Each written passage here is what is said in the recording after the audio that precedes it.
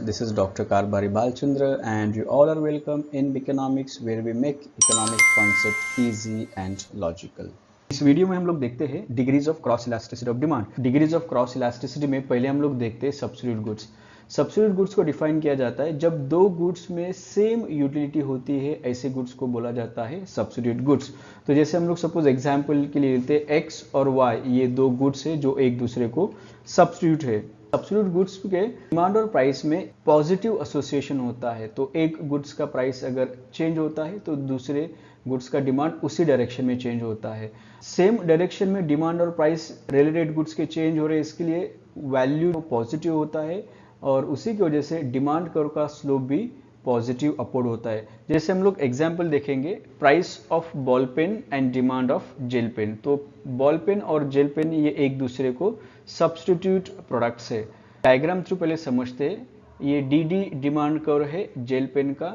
अभी gel pen की demand के ऊपर बॉल पेन के प्राइस का इम्पैक्ट हम लोग देखते हैं। तो सपोज पी ये प्राइस है बॉल पेन का और क्यू ये जेल पेन का डिमांड किया जा रहा है। तो बॉल पेन का प्राइस बढ़ गया पी से P1, जिसको हम लोग बोलेंगे डेल्टा P1। तो डेल्टा P1 इतना बॉल पेन का प्राइस बढ़ने के बाद हम लोग देख रहे हैं डिमांड ऑफ जेल पेन बढ़ रहा है Q से Q1। हालांकि जेल पेन के प्राइस में कोई चेंज नहीं है, लेकिन जेल पेन की डिमांड में जो हम लोग चेंज देख रहे हैं दैट इज डेल्टा Q2। इसका रीजन ये है कि बॉल पेन अभी कॉस्टली हो गया क्योंकि उसका प्राइस बढ़ गया।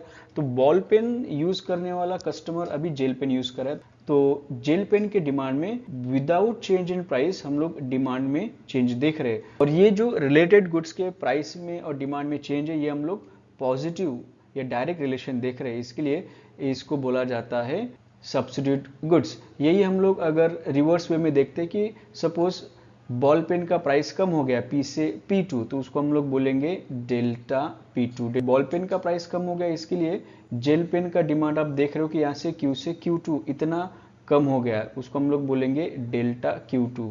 अभी जेल पेन का डिमांड क्यों कम हुआ?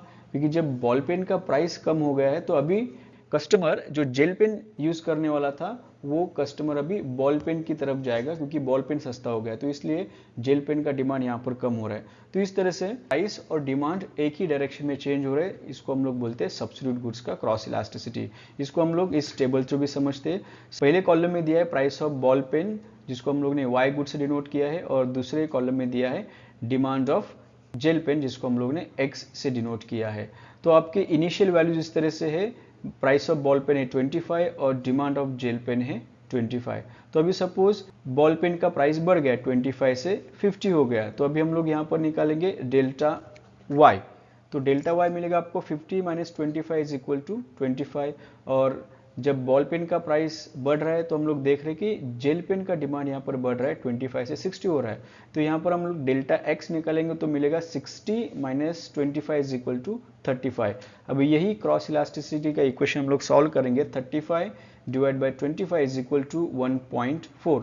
तो वैल्यू आपको यहाँ पर एक से ज़्यादा मिला है, जो पॉजिटिव वैल्यू है। वहीं पर अगर बॉल पेन का प्राइस कम होता है 25 से 20 और डिमांड ऑफ जेल पेन आप देखोगे तो 25 से 10 हो गया, तो वैल्यू मिलेगा 3, जो वैल्यू एक से ज़्यादा है। तो दोनों जगह पर आप देख रहे हो 1.4 और 3 वैल्यूज ग्रेटर देन 1, और जब वैल्यू एक से ज़्यादा होता है तब हम लोग बोलते हैं कि दोनों गुड्स सब्स्टिट्यूट गुड्स है। Value of cross elasticity is greater than 0। Greater than 0 का मतलब वैल्यू पॉजिटिव होता है। नेक्स्ट क्रॉस इलास्टिसिटी हम लोग देखते हैं कॉम्प्लीमेंट्री गुड्स का। कॉम्प्लीमेंट्री गुड्स को इस तरह से डिफाइन किया जाता है जब दो गुड्स में यूटिलिटी लेवल अलग अलग होता है लेकिन दोनों गुड्स को एक साथ कंज्यूम करना पड़ता है, जिसको हम लोग कंपोजिट कंजम्पशन बोलते हैं। ऐसे गुड्स को बोला जाता है कॉम्प्लीमेंट्री गुड्स। और ऐसे कॉम्प्लीमेंट्री गुड्स के डिमांड और प्राइस में रिलेशन इनवर्स होता है। इसी के लिए कॉम्प्लीमेंट्री गुड्स का डिमांड कर्व नेगेटिव स्लोप में होता है। एग्जाम्पल के लिए लेते हैं हम लोग price of petrol and demand of car. तो पेट्रोल और कार ये दोनों एक दूसरे को कॉम्प्लीमेंट्री गुड्स है। दोनों प्रोडक्ट्स हम लोग को एक साथ कंज्यूम करने पड़ेंगे तभी हम लोग को यूटिलिटी मिलेगा। तो इसको हम लोग पहले डायग्राम थ्रू समझते हैं। जैसे वाई एक्सिस पर दिया है प्राइसेस ऑफ पेट्रोल और एक्स एक्सिस पर दिया है डिमांड ऑफ कार। तो यहाँ पर डिमांड आप देख रहे हो कार का नेगेटिव स्लोप है, और जैसे प्राइस यहाँ पर दिया है P और क्वांटिटी है डिमांड ऑफ कार का Q। तो सपोज पेट्रोल का प्राइस बढ़ गया P से P1 का, जिसको हम लोग बोलेंगे डेल्टा P1। तो डेल्टा P1 इतना पेट्रोल का प्राइस बढ़ गया। अभी पेट्रोल का प्राइस बढ़ गया, इसके लिए पेट्रोल कार्स की डिमांड कम हो जाएगी Q से Q1, इसको हम लोग बोलेंगे डेल्टा Q1। वहीं पर हम लोग देखते हैं कि अगर पेट्रोल सस्ता हो गया P से P2 तो इसको हम लोग बोलेंगे डेल्टा P2। डेल्टा P2 इतना पेट्रोल का प्राइस कम हो जाएगा, तो पेट्रोल सस्ता होगा, इसके लिए लोग पेट्रोल कार का डिमांड ज़्यादा करेंगे Q से Q2। तो यहाँ पर आपको मिलेगा डेल्टा Q2। तो यहाँ पर डेल्टा Q2 आपको बता रहा है कि डिमांड आपका बढ़ गया है। सो यहाँ पर प्राइस और डिमांड अपोजिट डायरेक्शन में चेंज हो रहे हैं, तो इसको हम लोग टेबल थ्रू भी समझते हैं। फर्स्ट कॉलम में दिया है प्राइस ऑफ पेट्रोल और सेकेंड कॉलम में दिया है डिमांड ऑफ कार। तो जैसे इनिशियल वैल्यूज आप देख रहे हो, पेट्रोल का इनिशियल वैल्यू है 15 और डिमांड ऑफ कार का इनिशियल वैल्यू भी है 15। तो अगर पेट्रोल का प्राइस बढ़ रहा है फ्रॉम 50 टू 20, तो पेट्रोल का प्राइस बढ़ने के बाद आपको पहले मिलेगा percentage change in delta Y, that is 20 minus 15 is equal to 5। वहीं पर आप डिमांड ऑफ कार देख रहे हो कि कम हो गया, 15 से 12 हो गया, तो आपको यहाँ पर मिलेगा percentage change in x, that is 12 minus 15 minus 3। Minus 3 को आप 5 से डिवाइड करोगे, वैल्यू मिलेगा माइनस 0.6। तो यहाँ पर वैल्यू आपको नेगेटिव आ रहा है। वहीं पर अगर हम लोग देखते हैं कि प्राइस अगर कम हो गया फ्रॉम 15 टू 10, तो पेट्रोल सस्ता होने के बाद कार का डिमांड आप देख रहे हो 15 टू 18 इस तरह से बढ़ गया। तो यहाँ पर आपको परसेंटेज चेंज इन y मिलेगा 10 minus 15 is equal to minus 5, और परसेंटेज चेंज इन x मिलेगा 18 minus 3 is equal to 3। So 3 divide by minus 5 is equal to 0.6। तो यहाँ पर भी वैल्यू आपको नेगेटिव मिल रहा है। तो दोनों जगह पर वैल्यू आपको नेगेटिव मिल रहा है, क्योंकि डिमांड ऑफ कार और प्राइस ऑफ पेट्रोल इनमें इनवर्स रिलेशन है, और ये दोनों गुड्स एक दूसरे को कॉम्प्लीमेंट्री गुड्स है। तो कॉम्प्लीमेंट्री गुड्स के बारे में क्रॉस इलास्टिसिटी का वैल्यू होता है लेस देन 0, 0 से कम वैल्यू होता है नेगेटिव।